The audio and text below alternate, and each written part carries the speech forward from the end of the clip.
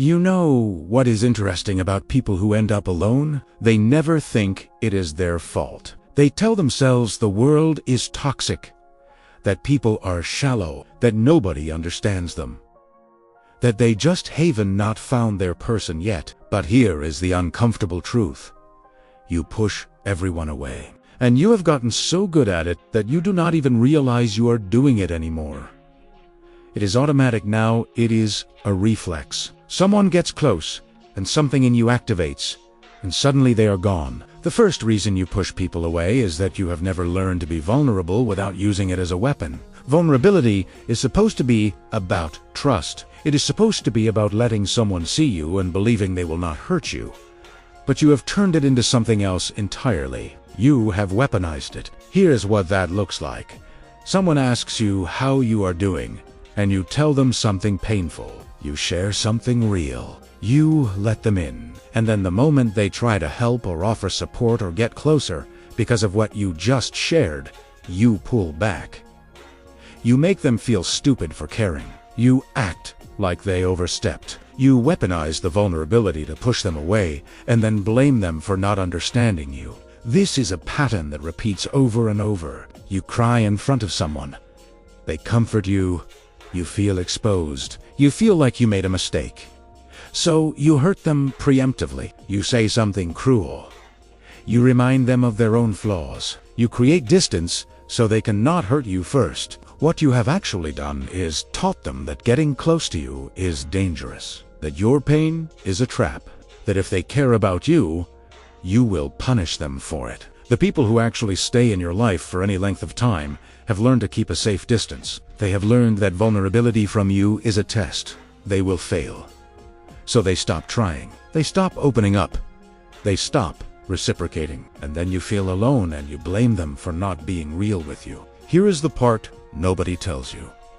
The only person being fake in that dynamic is you. You are the one who turned intimacy into a minefield. You are the one who made it unsafe to care about you. The second reason you push people away is that you have impossibly high standards that exist specifically to ensure nobody can meet them. You say you want someone who is present, but also independent. Someone who is emotionally available, but not needy. Someone who is ambitious, but not obsessed with work. Someone who is fun, but also serious. Someone who understands you without you having to explain yourself. What you have actually created is a checklist that no human being can satisfy. And deep down, you know that is why you created it. Because high standards sound noble. They sound like you have taste. They sound like you are discerning. But what they actually are is a way to reject people before they can reject you. Here is how this works in real life. Someone gets close. They show interest, and then they do something imperfect. They say something insensitive. They have a bad day and are not as present as you need them to be.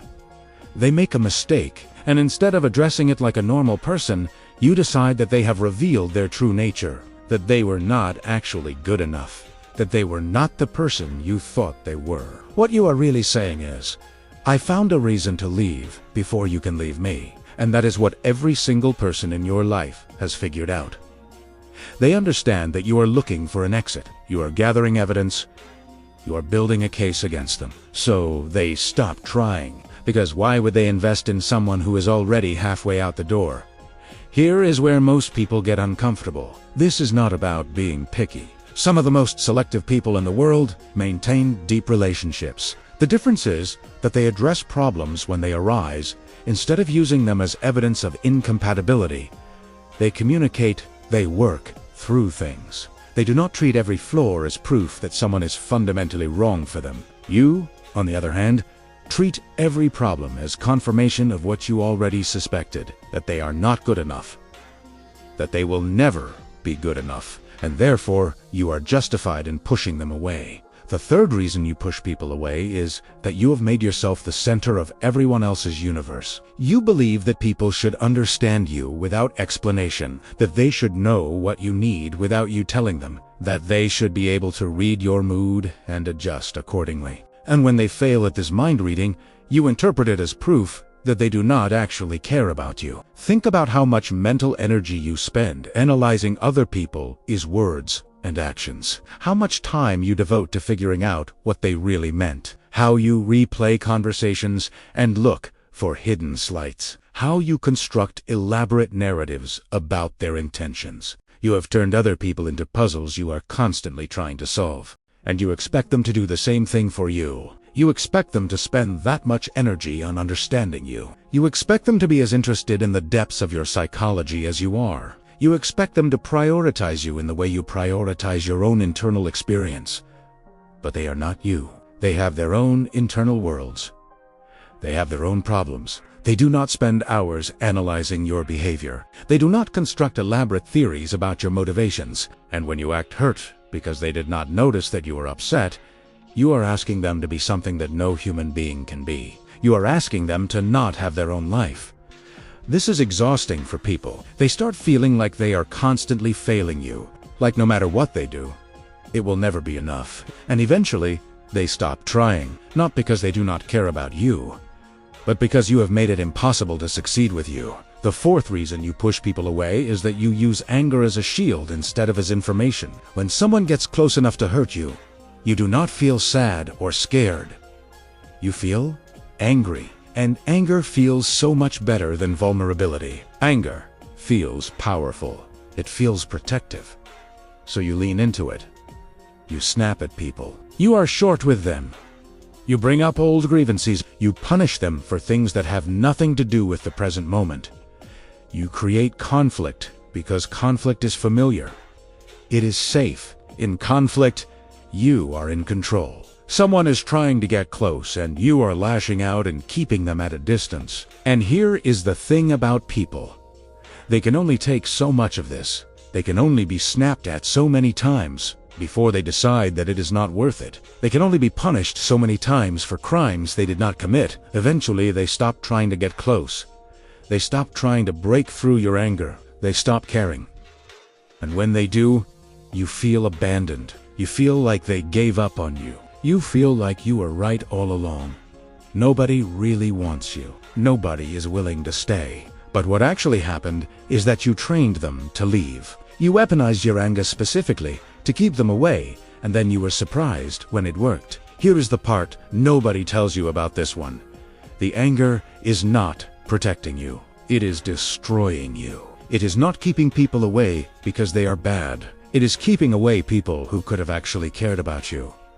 You are not winning. You are just getting better at being alone. The fifth reason you push people away is that you have never actually believed that you are worth staying for. Deep down, underneath everything, you do not think you are worth the effort. You think that if people really knew you, they would leave. You think that your flaws are so fundamental that no relationship can survive them. You think that you are too much, or too little, or too broken. So you push people away first. You create the rejection yourself so you do not have to wait for them to do it. You manufacture the reason they should leave so that when they do, at least you were right about something. At least you predicted it.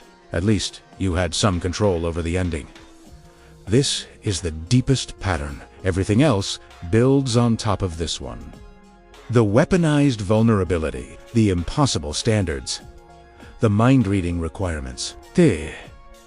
Anger. They are all defense mechanisms designed to protect you from the possibility that you are worthless. They are all ways of saying, I am going to hurt you before you can hurt me. I am going to leave before you can leave me. I am going to be right about my own unworthiness. And it works. It absolutely works. You become so good at pushing people away that they do leave, and then you get to sit in that familiar pain and think, see, I was right. Nobody stays. I was right all along. But you were not right. You just made sure it would happen. The sixth reason you push people away is that you have never learned to ask for what you actually need. Instead, you expect people to just know. And when they do not, you punish them. You create situations where they fail your unspoken tests. You set traps that no one can avoid, and then you act shocked when they step into them. Real intimacy requires asking. It requires being specific. It requires saying, I need you to text me when you are going to be late. Or, I need you to ask me questions about my day. Or, I need you to be affectionate in this way because this is what makes me feel loved. But that feels too vulnerable. That feels like you are asking for something and admitting that you cannot just force people to meet your needs.